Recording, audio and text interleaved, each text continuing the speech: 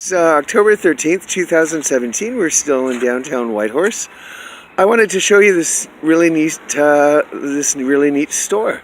It's called the Fruit Stand, and here it is. It looks like a great place. It's been around since 1990, so it's been around quite a while.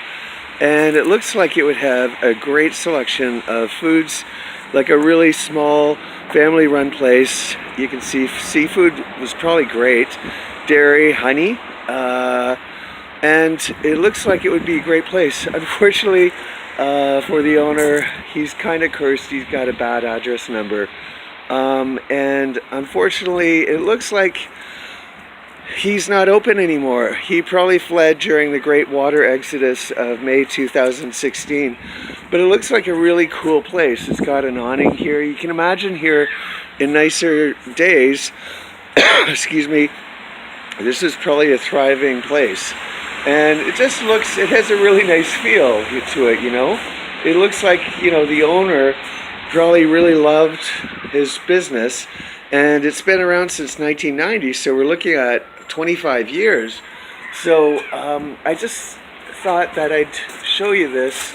It's interesting though, some of the things around it. If you look in detail, when I looked at this, it looked like the kind of place that I would have frequently visited for a lot of my food if I lived here in Whitehorse. It looks like a really cool place. It just looks really cool. What I thought of, you know, when I looked at this is, what came to mind is sadness. When I'm around Canada, I've been, you know, from Toronto to Whitehorse now, which is quite a long trek. When I look at a place like this, what I think of is, you know, a little sadness, because this owner, you can imagine, look at the place. It's a nice place. It looks like it's well maintained. And when I look at it, I look at somebody who has probably a lot of pride in their business. It's been 25 years. It's probably a family-run business. And because of the clones and the Illuminati, this man or woman or family, this proud business that looks like, you know, they put a lot of time and effort into the building and into the work. They had this business that they probably worked long days, 7 days a week for years, put their sweat equity into it, put their financial equity into it. And because of some dirty, filthy cops in Canada that just decided they wanted to run things on their own and cause 35 million Canadians to be homeless, this unfortunate group of people have lost their livelihoods. What I think of is 25 years of hard work, 27 years of hard work is just gone, ripped away at the blink of an eye.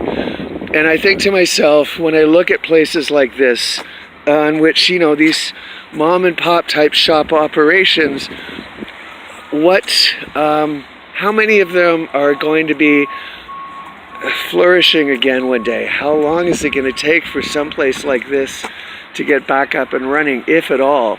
The other question, of course, is, are these displaced Canadians that I cannot find, and no one will tell me where they are? 35 million people have just disappeared, but yet nobody will tell you what's going on. What I wonder is, are they ever going to come back? You know, you have to think about that. There are places in the city, or all through the country, frankly, and that's the tragedy. We know not everybody's going to go back to the cities or towns where they came from, or their farms, or their businesses. We have seen a gigantic, biblical-style exodus and earthquake. And folks like this, you know, you can imagine, were probably really decent people. And Whitehorse is a population, I've learned, of about 28,000 people now. And they're probably well known throughout their community. They sell honey, you know, homemade honey, I'm sure. Are these people ever going to come back? And that's what really angers me. I have been harassed nonstop by the fucking RCMP. Pardon my French, but they deserve it. They're just bastards. These goddamn fucking bastards have taken 35 million Canadians and destroyed their lives. And relationships, friendships, acquaintances, work relationships, sweat equity businesses. This country has just been destroyed by a bunch of Keystone out of control cops. And these owners of this small business exemplify the tragedy of what happened during the Great Water Apocalypse of May 2016 at a personal level.